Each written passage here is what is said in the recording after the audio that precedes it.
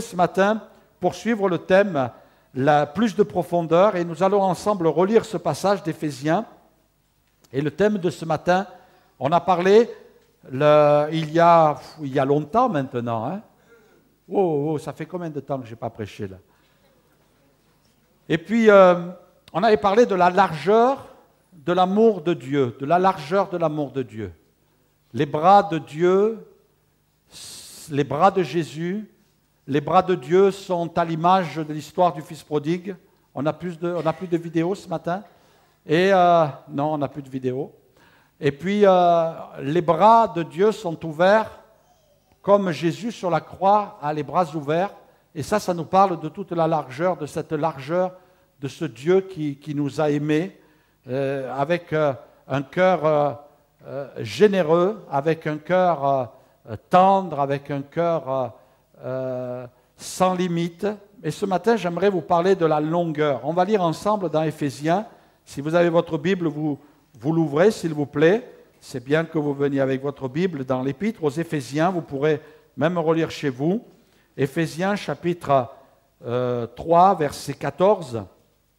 Voilà ce que dit l'apôtre Paul. À cause de cela, je fléchis les genoux devant le Père, de qui toute famille de la terre et sur la terre tire son nom, afin qu'il vous donne, selon la richesse de sa gloire, d'être puissamment fortifié par son esprit dans l'homme intérieur, en sorte que Christ habite dans vos cœurs. S'il y a bien un endroit où Jésus désire habiter, c'est dans nos cœurs. Que Christ habite dans vos... Alléluia, par la foi, afin qu'étant enracinés et fondés dans l'amour, vous puissiez comprendre avec tous les saints quelle est la largeur, la longueur, la profondeur et la hauteur, et connaître l'amour de Christ qui surpasse toute connaissance, en sorte que vous soyez remplis jusqu'à toute la plénitude de Dieu.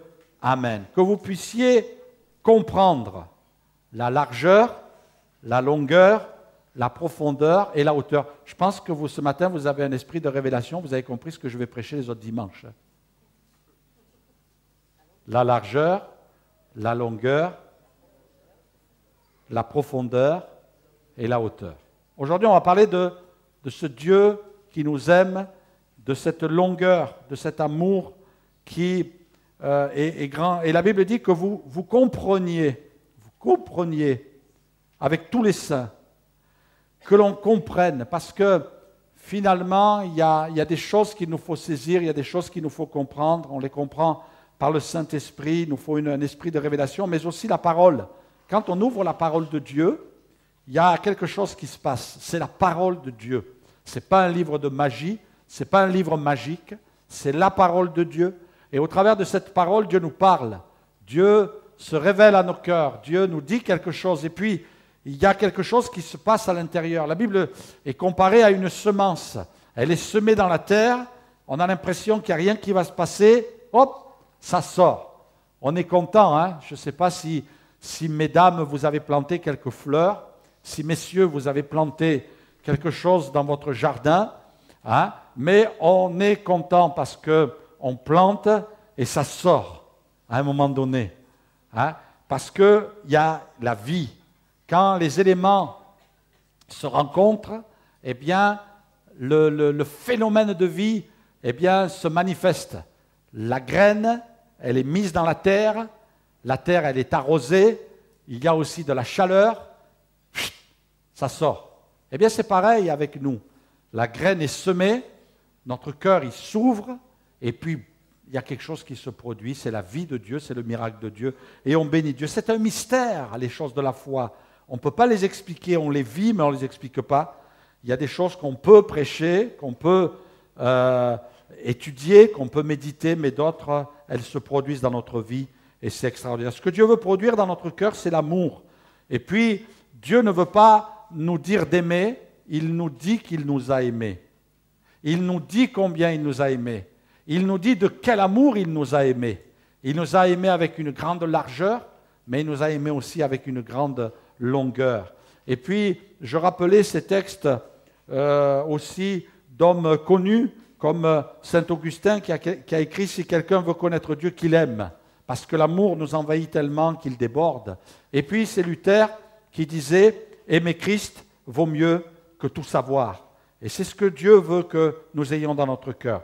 Je rappelais, et puis je les rappellerai aussi pour remettre un petit peu, planter un petit peu le décor. Nous sommes dans un monde de difficultés, dans un monde de problèmes. J'avais choisi comme symbole, et puis c'est un symbole terrifiant, de ces tours jumelles qui ont été attaquées et puis qui se sont effondrées. Et puis c'est vrai que c'est l'image de notre monde. Je me rappelle, et je le disais je crois l'autre fois, que le président des États-Unis avait dit, entre autres, lors de cette terrible situation, ce drame qui s'est produit, il dira désormais plus rien ne sera jamais pareil. Parce que c'est vrai qu'à partir de ce moment-là, il y a eu une déclaration, il y a eu un combat, il y a eu quelque chose de terrible. Et puis on voit, et c'est vrai qu'on peut se poser des questions sur Babylone dans l'Apocalypse qui s'est écroulée. Il y a des similitudes, je n'irai pas jusqu'à dire que c'est exactement ça, mais beaucoup d'interprètes de la parole de Dieu disent que c'est un rapprochement. Vous savez, l'Apocalypse, ce n'est pas un livre qui est écrit chronologiquement par rapport aux événements. Vous pouvez vous retrouver à la fin de l'Apocalypse avec un événement qui va se passer en premier. Donc vous vous trouvez au milieu de la Bible avec l'événement de Babylone, la grande, qui s'est écroulée, le centre du monde du commerce, et puis c'est exactement ces tours, ce à quoi elles servaient. Et puis, j'étais à New York, j'ai pu aussi lire un livre en ce moment qui est l'objet de ma lecture, qui est le livre qu'a écrit le pasteur Carter Conlon, qui est à quelques rues de l'endroit où s'est effondré ces tours. Et puis je lisais au moment où, les moments qui précédaient, les chrétiens se sont retrouvés dans l'église, ils ont senti quelque chose de particulier de Dieu, comme si Dieu les visitait. Le pasteur n'est pas arrivé à prêcher le dimanche d'avant, que s'est produit, je crois, si mes souvenirs sont bons, c'était quel jour? Oui, non, ça je le savais, mais c'était quel jour de la semaine? C'était un mardi, oui, c'était un mardi. Et eux, le dimanche avant, les pasteurs, il y avait deux pasteurs, il y avait David Wilkerson, il y avait Carter Conlon, deux pasteurs qui étaient là, qui ne pouvaient pas les prêcher, tellement il y avait quelque chose d'intense dans l'église, ils ne savaient pas ce que c'était. Et puis, le culte a duré. Et puis, le mardi qui a suivi, ces tours se sont effondrés. Et je lisais le témoignage de ce pasteur qui disait qu'il avait été déconcerté, ça a été un choc. Et puis, quand ils ont entendu ce bruit de ces tours qui se sont effondrées alors qu'ils étaient à l'église, eh bien, il y a eu comme un choc. Ils ont été comme paralysés. Et puis, le pasteur, à un moment donné, il a vu tous ces chrétiens qui étaient là, tétanisés lui-même aussi. Il a dit, bon, maintenant on va se mettre à l'œuvre, il faut qu'on fasse quelque chose. Allez, on va ouvrir l'église, on va donner des sandwichs, on va donner à boire, on va accueillir des gens. Et ils ont commencé à ouvrir et à intervenir. C'est vrai que le monde ressemble à ça. Et c'est un symbole. Et puis c'est vrai que notre monde aujourd'hui, il y a de l'inquiétude. Je lisais ce matin qu'il y a un avion qui a été détourné à Londres pour vérification parce qu'ils ont trouvé un message dans le WC de l'avion qui disait que le feu allait être mis dans l'avion. Il y a de la peur, il y a de la crainte. C'est un avion qui partait d'Égypte et qui allait à New York. Il a été détourné, il a été obligé d'atterrir à Glasgow. Et puis là, ils ont vérifié, ils sont en train aujourd'hui de questionner les gens qui sont à l'intérieur pour savoir, je ne sais pas les nouvelles. Moi, j'ai lu ça ce matin sur mon téléphone. Je lis le journal sur mon téléphone, comme vous d'ailleurs. Et puis, je voyais cet article. Et c'est vrai qu'il y a de l'inquiétude. Et justement, le journaliste était inquiet. Et il disait qu'il y a de l'inquiétude, il y a de la peur, il y a de la crainte. Et puis nous, on n'est pas exempt de cela. Et je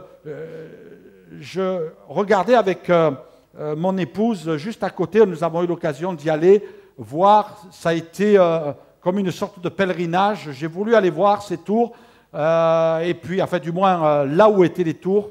Et puis, on a découvert, on va passer les diapos, on peut les passer? On va passer la diapo suivante, voilà.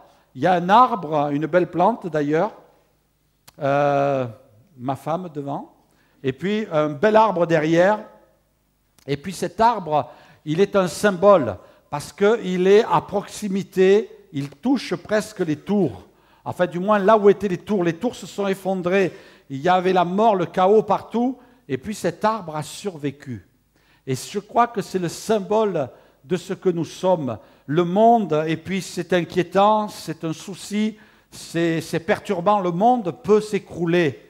Mais tant que tu restes fixé sur le sol de la foi, tant que tu restes fixé sur Jésus, tu seras inébranlable. Amen. Tu peux le répéter avec moi, inébranlable. Mais il faut que tu tiennes bon. Il faut que tu restes attaché au Seigneur. Il faut que tu marches avec lui. Il faut que tu entres dans le combat de la foi. Il ne faut pas te décourager. Il y a des combats, il y a des difficultés, il y a des moments difficiles. Le diable t'attaque. Est-ce que tu connais des moments où le diable t'attaque? C'est normal, parce qu'il veut te détourner. Mais si tu restes fixé sur Jésus, tu es inébranlable. Et puis, même dans ces temps de la fin, moi, cet arbre est tout un symbole pour moi. Et bien, même dans les temps de la fin, voyez, cet arbre, il a des feuilles, il a des fleurs, il bourgeonne. Et puis, le Seigneur veut nous donner des fleurs, il veut nous donner des fruits, il veut nous donner d'être de ceux qui produisent, qui le glorifient. Alléluia! Même si le monde va mal, toi, tu tiens bon parce que tu es appuyé sur le Seigneur. Parlons de l'amour, de cette longueur de l'amour de Dieu. Jusqu'où est allé Jésus? Jusqu'où est allé Dieu pour nous dire combien il nous aimait? Et puis, c'est important, la longueur. C'est aussi ce mot longueur dont on a ici dans le livre, dans l'Épître aux Éphésiens, peut-être sujet aussi à d'autres mots, longueur qui vient du grec mékos, qui veut dire s'allonger. Normalement, c'est, voilà, s'allonger, devenir long, faire croître. Voyez? Et puis, on a cette notion de plante qui pousse, un arbre qui grandit. Alléluia! L'amour de Dieu s'est allongé, comme si l'amour de Dieu était vivant. Comme si l'amour de Dieu commençait petit dans notre cœur et grandissait. Alléluia, s'allonger, s'étoffer, devenir plus long, croître. Est-ce que dans ton cœur, l'amour de Dieu grandit? Est-ce que ce matin, en faisant une petite analyse de ta vie chrétienne, tu te dis, ça fait combien d'années que j'appartiens à Jésus? Combien d'années que je marche avec le Seigneur? Certains, ça fait quelques mois, d'autres, ça fait quelques années. Mais c'est vrai que plus on découvre le Seigneur et plus on l'aime. Amen, on l'aime. Et puis cet amour grandit. Et puis non seulement ça, mais aussi on sent son amour qui grandit en nous. C'est bon l'amour de Dieu. Est-ce que vous avez déjà ressenti l'amour de Dieu? Le Seigneur veut ce matin vous faire ressentir son amour. La Bible dit que par le Saint-Esprit vient dans notre cœur et il nous fait ressentir l'amour de Dieu. Prie pour ça. Si tu n'as jamais ressenti l'amour de Dieu, prie pour ça. Demande à Dieu, Seigneur, fais-moi ressentir ton amour ce matin. On en a besoin, c'est vital. On sait qu'on ne peut pas vivre sans amour. C'est comme une plante sans soleil. Une plante sans soleil, elle meurt, elle fane. Et puis on a besoin d'amour. Vous avez remarqué tout au long de notre vie, quand on est un bébé, on a besoin d'amour. On a besoin d'amour. Quand on grandit, on a besoin d'amour. Après, quand on devient adolescent, eh bien, on aime tout le monde. Enfin, surtout les filles, si on est un gars. Hein? Tous les gars, ils aiment toutes les filles qu'ils voient. Hein? Il y en a même qui tombent amoureux de filles qui sont des personnages virtuels sur Internet. Impressionnant, hein? Ils sont tombés amoureux de quelque chose qui n'existe pas. Et puis, quand on grandit, après, on tombe amoureux de la bonne ou du bon, et puis on se marie avec, et puis ça continue. Et puis, quand on est âgé, on n'a plus besoin d'amour. Ben non, on a encore besoin d'amour. Jusqu'au bout, c'est pas vrai. On a besoin de se sentir aimé, et puis on a besoin encore d'aimer, et jusqu'au bout. Et c'est vrai que c'est tellement important, l'amour. Mais l'amour de Dieu ne faillit pas. L'amour de Dieu ne nous abandonne pas. Quelqu'un disait, ce ne sont pas les clous qui ont retenu Jésus sur la croix, c'est son amour pour nous. C'est la prochaine diapo, normalement. Ce ne sont pas les clous qui ont retenu Jésus, c'est son amour pour nous. Jésus a été crucifié. Il aurait pu faire sauter les clous. Il aurait pu faire sauter les soldats. Il aurait pu descendre de la croix, comme le disaient les gens. Mais il est resté sur la croix. Et ce qui a tenu Jésus sur la croix, c'est son amour. C'est parce qu'il t'a aimé. Il fallait qu'il aille jusqu'au bout de sa mission. Il fallait qu'il aille jusqu'au bout de ce qu'il devait accomplir. C'est tellement important. La Bible dit, Dieu prouve son amour envers nous, en ce que lorsque nous étions encore des pécheurs, Romains chapitre 5, verset 8, Christ est mort pour nous. Dieu prouve, parce qu'on a besoin de preuves. On a besoin de preuves, on a besoin de toucher, on a besoin de palpables. C'est pour ça que tous les enfants, toutes les femmes vont faire un cadeau au papa. Et puis le papa, il va avoir le cadeau, là, il va être heureux. Un dessin de son enfant, un gros chèque de sa femme. Chérie, voilà. Et puis, on a besoin. La Bible dit que Dieu prouve son amour. Dieu t'a prouvé son amour. Alors, des fois, tu en demandes encore. Ah ben oui, mais le Seigneur, il t'en donne encore si tu as besoin. Il a besoin, il veut te donner encore plus d'amour. J'aimerais vous apporter cette citation de Rick Warren qui dira « Son amour demeure inchangé, quoi que vous fassiez. » Vous enregistrez bien ? Quoi que vous sachiez. Fassiez. Qui c'est qui a dit ça ? Quoi que vous fassiez. Ça veut dire quoi ? Vous savez, des fois, ça ne vous arrive jamais, vous. Mais quelquefois, vous savez, avec Isabelle, il y a des affrontements. Deux caractères, là. Elle a du caractère, Isabelle, il ne faut pas croire. Vous voyez comme ça, là, 1m82, elle peut-être plus petite, plus fine, plus... mais il y a du carafon dans la petite dame, là. Et puis, mais quelquefois, vous, ça ne vous arrive jamais. Mais quelquefois, pas souvent, mais ça nous arrive. Ça nous arrive. Et puis, on va rester un petit moment, là, on n'est pas bien, on a une drôle de tête, là, vous savez, plutôt vers le long. Et puis, après, arrive un moment, bon, ma chérie, parce qu'en principe, c'est toujours elle qui a tort, est-ce que tu reconnais tes torts ? Est-ce que tu reconnais tes torts ? Mais comme elle a du caractère, elle dit non. Et puis, non, mais bon. Et puis, il arrive un moment, des fois, un petit peu la tête basse, ma chérie, tu m'aimes encore ? Des fois, la réponse est un peu longue à venir.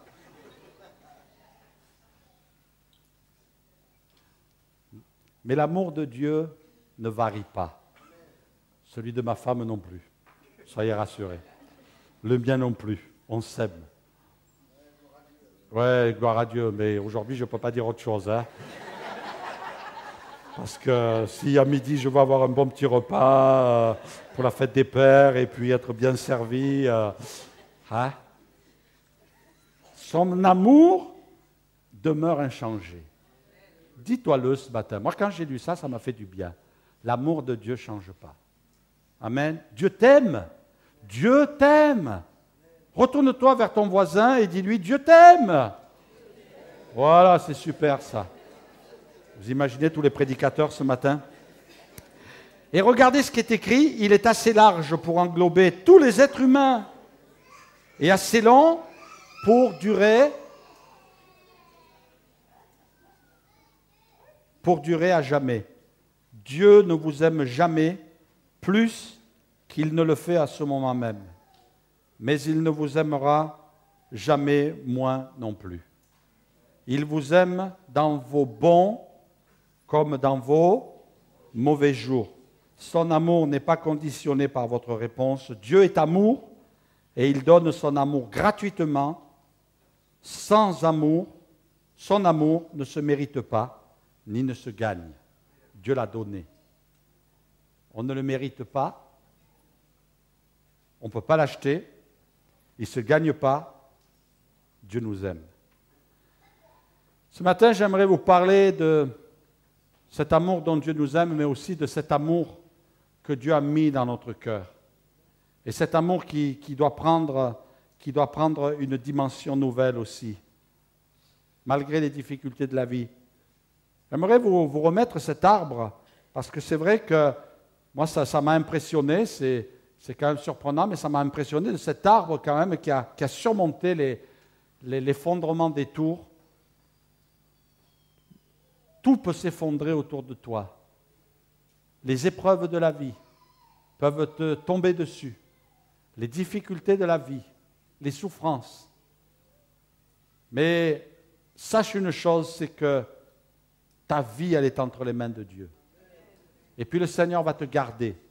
Je ne sais pas si ce matin, quelqu'un passe par l'épreuve ou quelqu'un est passé par l'épreuve. Moi, je suis passé par des épreuves. Et puis j'aimerais vous dire ce matin, c'est bon, j'ai eu mon quota, je ne passerai plus par l'épreuve, c'est fini. Mais je ne sais pas, le Seigneur ne m'a rien dit. Peut-être passer par des moments difficiles encore. Mais le peu d'expérience que j'ai déjà, je dis, Seigneur, ça peut s'effondrer, mais ma vie, elle est entre tes mains. Il y aura de la poussière, il y aura quelques feuilles qui vont tomber, peut-être même quelques branches qui vont être coupées, mais le Seigneur est capable de faire reverdir l'arbre. Et ce matin, je voudrais que tu te dises au fond de toi-même, pour ceux qui passent par des moments difficiles, l'arbre va reverdir. L'arbre va reverdir.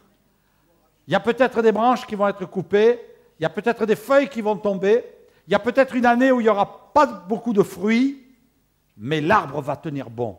Parce que celui qui est l'auteur de la vie divine qui est en moi, c'est Dieu.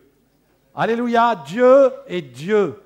Je me rappelle avoir lu ce témoignage, je crois, cette semaine, de David Wilkerson, qui à un moment donné était très inquiet parce que Dieu était en train de lui révéler la fin des temps, lui révéler certaines parties de la fin des temps. Il était très inquiet. Et il était en train de demander à Dieu, mais Seigneur, comment on va tenir? Comment on va pouvoir... Et puis, non seulement il était inquiet, mais il était triste, et puis il était soucieux. C'est vrai que de demander à Dieu de nous révéler les choses, c'est bien, mais il faut bien faire attention aussi, parce que des fois, il vaut mieux laisser les choses venir. Et puis, vous savez ce que Dieu lui a dit? Dieu lui a parlé dans un temps de prière, et Dieu lui a dit, j'ai tout sous mon contrôle. Et ça a apporté la paix dans son cœur. C'est vrai qu'il y a des temps difficiles, c'est vrai que des moments difficiles viennent, mais dis-toi une chose ce matin, tout est sous le contrôle de Dieu. Il contrôle ma vie, il tient ma vie dans ses mains et il prend soin de moi. Et Dieu veut prendre soin de toi. Et voyez-vous, il y a un arbre qu'on avait voulu couper à un moment donné. C'était Joseph. Vous connaissez l'histoire de Joseph, vous relirez chez vous dans le livre de la Genèse, c'est une histoire extraordinaire. Il a été l'objet de jalousie, il a été l'objet de méchanceté, il a été l'objet de calomnie. On a voulu le tuer, on a voulu le mettre à mort, on a voulu qu'il disparaisse de la terre. Et puis, ce qui est terrible dans l'histoire de Joseph, c'est que c'est sa propre famille qui a fomenté tout cela. C'est terrible. Je crois qu'il n'y a rien de plus terrible que de sentir que quelquefois on vit des difficultés dans notre vie chrétienne. Et puis, qu'on se sent impuissant face à cela. Mais regardez la prophétie qui est adressée à Joseph. Regardez la prophétie. Dans le livre de la Genèse, et j'ai choisi la version du semeur, Joseph est un rameau fertile d'un arbre plein de fruits, planté près d'une source. Vous voyez, c'est l'image de l'arbre qui est planté près de Dieu. Dieu est la source. Ses branches grimpent et s'élancent au-dessus de la muraille. Des archers le provoquent, le prennent à partie et le harcèlent de leurs flèches. Mais son arc reste ferme, car ses bras sont pleins de force. Ses bras pleins de force conservent leur souplesse grâce au secours du puissant de Jacob, qui est le berger et le roc sur lequel Israël se fonde. Oui, le Dieu de ton père viendra à ton secours, le Tout-Puissant te bénira, qu'il veuille te bénir d'en haut par des pluies abondantes et par des eaux d'en bas, où repose l'abîme, par de nombreux enfants et beaucoup de troupeaux. Les bénédictions de ton Père surpassent celles des montagnes antiques et les meilleurs produits des collines antiques. que ces bénédictions soient sur la tête de Joseph et sur le front des princes de ses frères. Quelle belle parole, quelle belle prophétie, cette réalité. On a voulu couper comme un arbre, comme on coupe un arbre. On a voulu couper la vie de Joseph, mais Dieu l'a protégé. Il y avait là comme une muraille d'opposition, mais la Bible dit ces branches grimpent et s'élancent pas dessus la muraille. Et ça nous parle de l'espérance qu'on a en Dieu, que rien ne peut nous arrêter. Qu'est-ce que c'est qui t'arrête?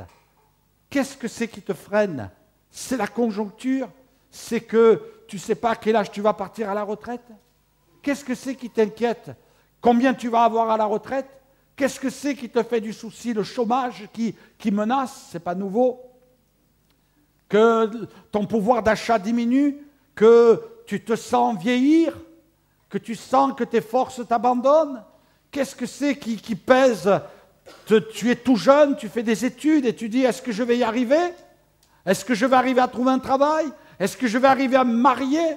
Il y a toutes sortes d'inquiétudes qui sont là. Ne laisse pas l'ennemi t'accabler. Ne laisse pas l'ennemi courber tes branches, faner la vie qui est en toi. Non, on a voulu ruiner la vie de Joseph. Ce qui est impressionnant, c'est que Joseph avait des promesses. Dieu va lui donner des songes.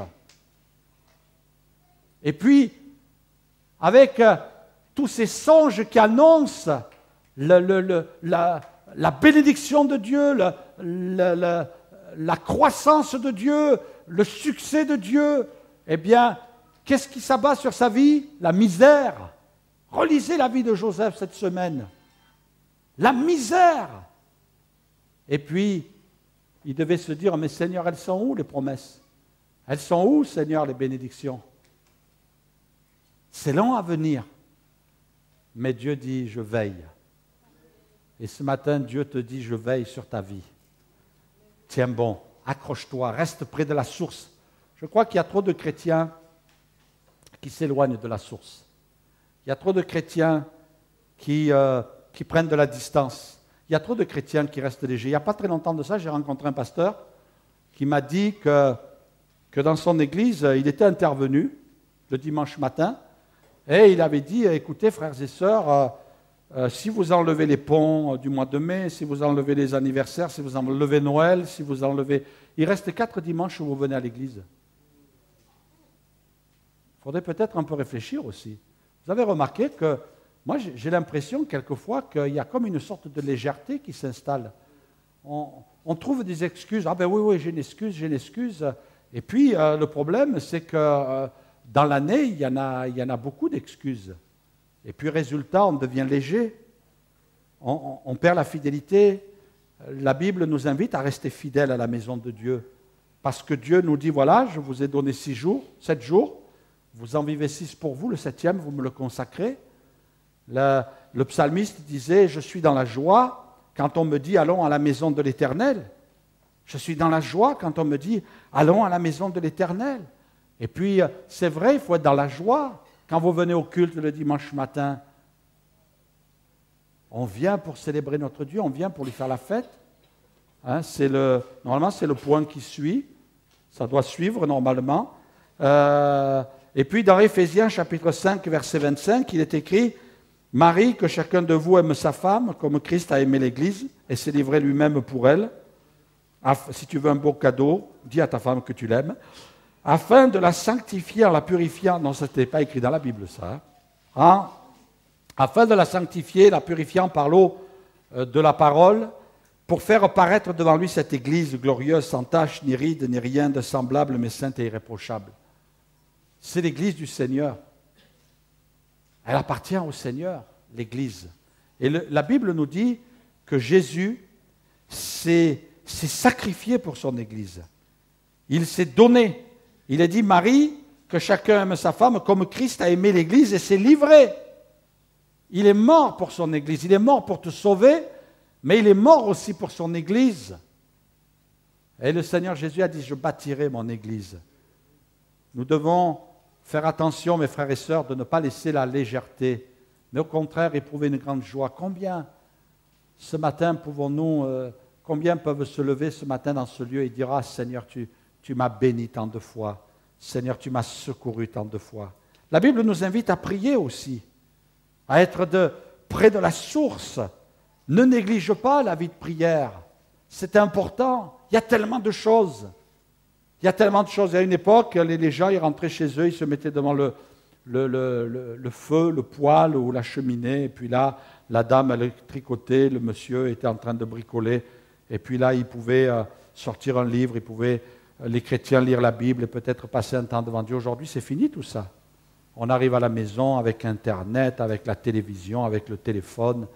On est pris. On est pris. Je ne sais pas vous comment vous êtes, mais quelquefois, même notre téléphone, on est tenté d'aller regarder, là, si on a un email, un texto, un SMS. Voyez, vous avez remarqué? Vous avez remarqué? Combien, des fois, on devient dépendant? Oui, mais tu comprends. Oui, mais des fois, le Seigneur dit, laisse ça de côté et viens me rencontrer. Quand tu rentres du boulot le soir, il y a sûrement des tas de choses à faire.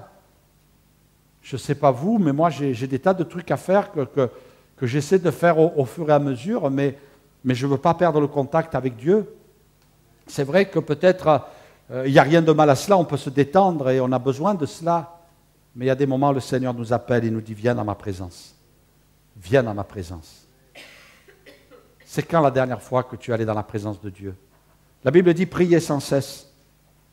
Je veux bénir Dieu parce que, normalement, c'est un texte qui va vous être affiché. Priez sans cesse. On peut bénir Dieu pour ces groupes de maisons que nous avons. C'est une occasion. Et puis, c'est bien, j'entends de bons témoignages de frères et sœurs, Dieu les bénit, puis des amis. Mais il ne faut pas qu'on se relâche, mes frères et sœurs. Et je vous encourage, ceux qui ont ouvert leur maison, qui commencent à avoir un groupe de maisons, peut-être ceux qui réfléchissent, est-ce que dans l'année qui va venir, on a des projets dans ce domaine-là? Est-ce que dans l'année qui va venir, on commence à réfléchir en disant prier sans cesse? Je peux t'assurer une chose, mon frère, ma sœur et ami qui est là, que si tu éteins ta télé et que tu vas dans la présence de Dieu, que tu consacres une soirée, peut-être pour organiser un groupe de maison, eh bien tu vas voir combien ton moral va remonter. Oui, ton moral va remonter. Parce qu'il n'y a rien qui nous donne le moral aujourd'hui. Il n'y a rien. Menaces, crise, chômage. Et puis même les bons moments qu'on peut avoir ensemble, autour d'une table, même là c'est compromis. On nous dit que c'est du bœuf et ce n'est pas du bœuf. Ah ouais, c'est pas vrai? Et puis même les gens qui se soignent, il y en a qui prennent un médicament, ils se disent, bon, ben c'est pour me soigner, et puis ils meurent. Parce que c'est l'inverse. Il n'y a rien. Mais Seigneur, je me confie en toi. Je m'appuie sur toi. J'aimerais vous mettre cette photo-là qui va vous encourager. Ceux qui ne croient pas à l'impossible sont priés de ne pas décourager ceux qui sont en train de le faire. Est-ce que tu crois que la prière va t'amener à réaliser que rien n'est impossible à Dieu? Oui, amen. Sinon, ce n'est pas la peine. Il y a des gens qui disent, Seigneur, je ne reçois pas. Je me rappelle un jour, je disais, Seigneur, tu vois, en ce moment, je passe par une période particulière et je vois que dans ce domaine, Seigneur, je ne suis pas béni. Je vois ta bénédiction dans plein des domaines. C'est ce que le Seigneur m'a répondu. Il m'a dit, ça fait combien de temps que tu ne pries pas pour ça? Paf! Une petite claque, vous savez. Hein, toute petite. Parce que le Seigneur met toujours des petites claques. Hein. Ce n'est pas des claques marseillaises. Hein. Mais c'est des petites claques en douceur. Le Seigneur m'a dit, depuis combien de temps tu ne pries pas pour ça? J'ai senti sa voix dans mon cœur. Vous savez, comme on ressent quand on demande des fois des choses à Dieu. Depuis combien de temps tu ne pries pas? Je n'étais pas en colère, le Seigneur. Ça, c'est moi qui m'exprime avec passion. Depuis combien de temps? Et puis, j'étais là en train de prier. Et vous savez ce que j'ai fait? J'ai demandé pardon au Seigneur. Et puis, j'ai recommencé à prier pour ce domaine. Il y a tellement de domaines. Vous savez, je prie pour vous, moi, tous les jours. C'est pour ça que vous êtes bénis. Ouais. Et moi, je suis béni parce que vous priez pour moi. Je le sens. Je le sens. Et puis, il y a toutes sortes de sujets. Et puis, je ne sais pas vous, mais moi, il y a des moments, j'ai des soucis. Ah, j'en ai, hein. Ah non, ce n'est pas Isabelle, ne vous inquiétez pas. Des moments, j'ai des soucis. Et puis des soucis, les miens, aussi ceux de l'Église, ceux de l'œuvre de Dieu, et quelquefois des soucis de loin. Peut-être on a appris qu'il y a un frère, une sœur, quelqu'un qu'on connaît qui est en difficulté. J'ai rencontré, il y a 2 semaines, j'ai rencontré une jeune femme que je connais un petit peu, et puis une chrétienne rencontrée qui là me faisait part de sa situation difficile, son foyer s'est écroulé, et puis elle a rencontré toutes sortes de difficultés, elle se retrouve seule avec ses 2 enfants, dont un de ses enfants est souffrant, il est malade, et puis elle me racontait tout ça, et je voyais dans ses yeux quand même de la tristesse, mais je voyais dans ses yeux de la détermination pour se battre. Moi, je crois qu'on n'est pas de pierre, c'est un fardeau, c'est un souci supplémentaire. Et puis je lui ai dit, je vais prier pour toi, et je prie pour elle, pour que Dieu la bénisse, pour que Dieu l'aide. Quel courage, quelle fermeté. Et je me dis, c'est beau, mais ça, c'est des soucis. Mais le Seigneur nous dit quand même, n'oublie pas de prier, n'oublie pas d'intercéder, parce que chaque fois que tu pries, il y a quelque chose qui se passe. Et mes frères et sœurs, pour la rentrée prochaine, parce que nous commençons à y penser, pour la rentrée prochaine, j'aimerais que dans l'église de Limoges, on puisse dire, eh bien, il y a des frères et des sœurs qui vont se lever, il y a des frères et des sœurs qui réfléchissent pour voir comment on va pouvoir faire un groupe de maison, comment des chrétiens vont se rassembler. Moi, je vais vous dire une chose, mes frères et sœurs, depuis quelque temps, nous sommes en train de réfléchir et de mettre en place des groupes de maison. Eh bien, déjà, on voit l'œuvre de Dieu qui est en train de vivre un souffle nouveau. Mais je n'ai pas envie que ce soit un petit souffle. Je voudrais qu'on vive un souffle plus grand dans nos familles, dans l'Église, mais aussi dans la ville de Limoges. Alléluia! Pour que des âmes viennent. Et puis je suis content quand je reçois des coups de fil, des gens qui disent, pasteur, je voudrais vous rencontrer. Oh, on sent que c'est bon, ça bouge. Mais il y a des frères et sœurs qui prient, vous êtes un flambeau chez vous, et vous êtes en train d'intercéder, vous avez un groupe, et je voudrais vous encourager pour que l'année prochaine, on puisse aller plus loin dans ce domaine. La Bible nous invite aussi, parce que nous aimons le Seigneur, à le servir. Ayez les sentiments, point suivant, ayez les sentiments qui étaient en Jésus, j'ai bientôt fini, je vous donne un petit peu de patience. Ayez les sentiments qui étaient en Jésus, existant en forme de Dieu, n'a point regardé son égalité avec Dieu, comme une proie arrachée, mais il s'est dépouillé lui-même en prenant la forme d'un serviteur, en devenant semblable aux hommes. Il a paru comme un vrai homme. Il s'est humilié lui-même en se rendant obéissant jusqu'à la mort, même jusqu'à la mort de la croix. Il a tellement aimé qu'il est venu comme serviteur. Il aurait pu venir comme roi. Il est venu comme serviteur. Et mes frères et sœurs, je voudrais ce matin vous bénir. Je voudrais vous bénir en vous disant que des bons témoignages sont venus dernièrement. J'ai eu des pasteurs qui m'ont parlé de l'événement du rassemblement de jeunesse en disant, et puis je veux le dire, je ne veux pas être un pasteur parce que vous savez, quand il y a quelque chose à dire, on le dit. S'il faut faire un reproche, on le fait. Mais je crois qu'il faut aussi dire quand Dieu bénit, et puis j'ai entendu de très bons témoignages de frères et sœurs de l'Église qui se sont donnés, qui se sont consacrés, qui ont manifesté de l'attention pour que les jeunes soient bien reçus. Vous avez cédé votre place un dimanche matin pour que des jeunes puissent venir. Et puis, on sent, mes frères et sœurs, moi je voudrais le dire en toute liberté, on sent des équipes qui travaillent de tout leur cœur, qui servent le Seigneur. Et puis, de dire, voilà, tel secteur, vous vous organisez, de voir que c'était nickel. Peut-être que ceux qui étaient là dans les secteurs, vous avez senti un petit peu de tiraillement. Nous, on n'a rien senti, on a vu simplement des frères et sœurs qui étaient à l'ouvrage, des frères et sœurs qui se sont mis au travail. Et je voudrais vous encourager ce matin, parce que quand on aime, eh bien Jésus, quand il a été animé de cet amour éternel, dans le cœur de Jésus pour l'humanité, quand il est venu sur la terre, il a pris la forme d'un serviteur, il est venu nous servir, il a lavé les pieds de ses disciples, il a donné à manger à ceux qui avaient faim, il a guéri les malades, il a restauré les vies, il n'était pas centré sur lui, il n'était pas là en train de regarder son nombril, excusez l'expression, et souvent nous sommes là en train de regarder nos petites misères, de regarder nos petites souffrances, et on devient des obsédés possédés, des obsédés d'eux-mêmes. Et mes frères et sœurs, ce n'est pas un jugement à votre égard, mais c'est une réalité du monde d'aujourd'hui. On veut ramener le regard sur nous, mais l'Église de Dieu, elle n'a pas les regards sur elle-même, elle a le regard sur l'extérieur. Elle veut voir les gens dans le besoin, elle veut voir le monde dans la détresse,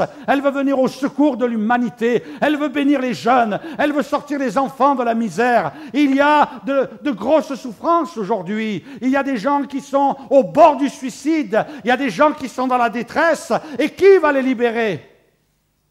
Pensez que c'est les banquiers? J'ai rien contre les banquiers.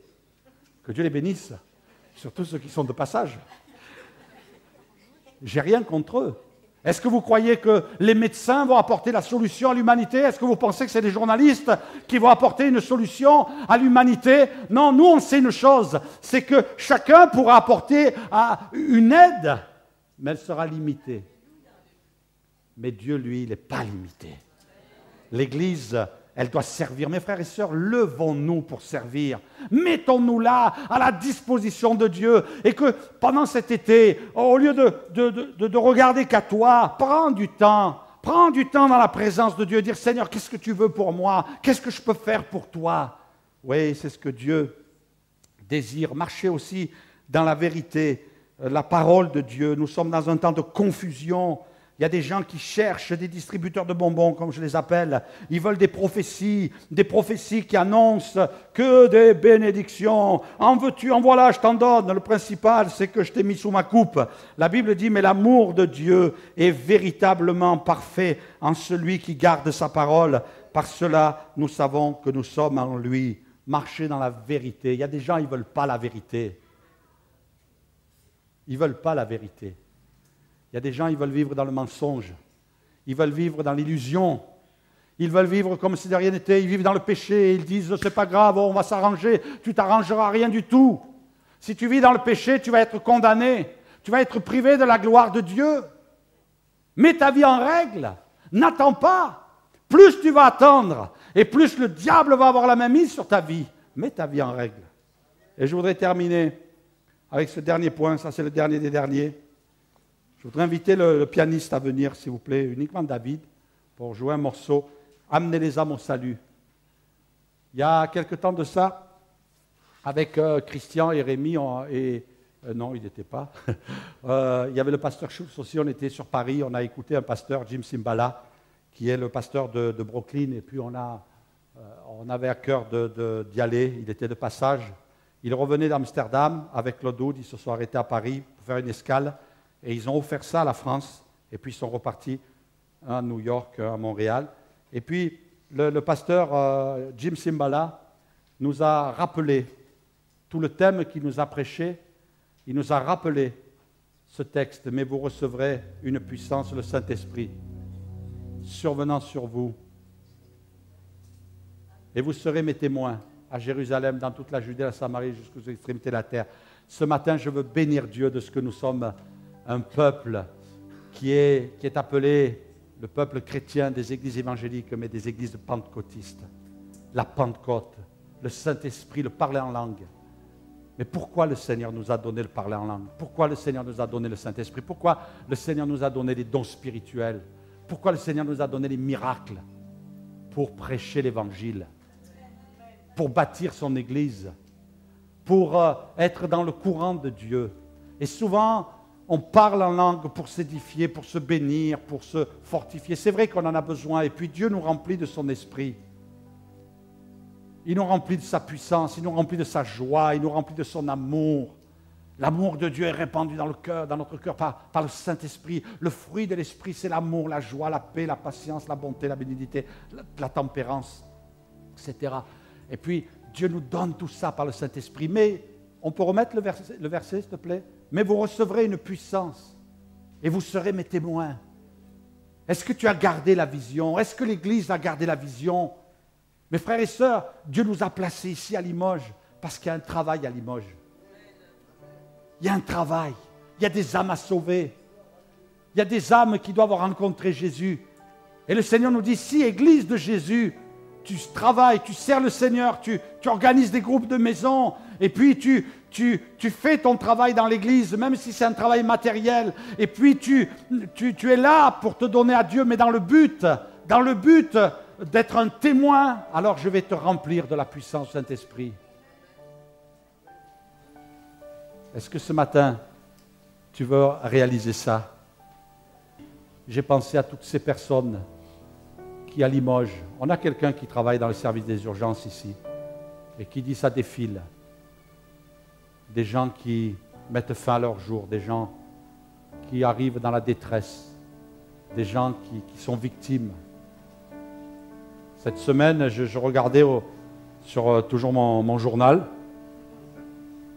téléphone, je voyais qu'il y a un buraliste qui a été agressé, qui a été transporté aux urgences. Je crois que c'est vendredi soir. Et puis il y a des gens comme ça. Et je ne sais pas vous, mais on n'est pas insensible. Notre cœur est touché. Et j'aimerais ce matin qu'on puisse le transposer, dire Seigneur, il y a des âmes à sauver. Et si ce matin quelqu'un est dans la souffrance, dans la détresse, sache que pour nous, tu n'es pas quelqu'un de perdu dans l'auditoire, tu es quelqu'un qui a du prix aux yeux de Dieu.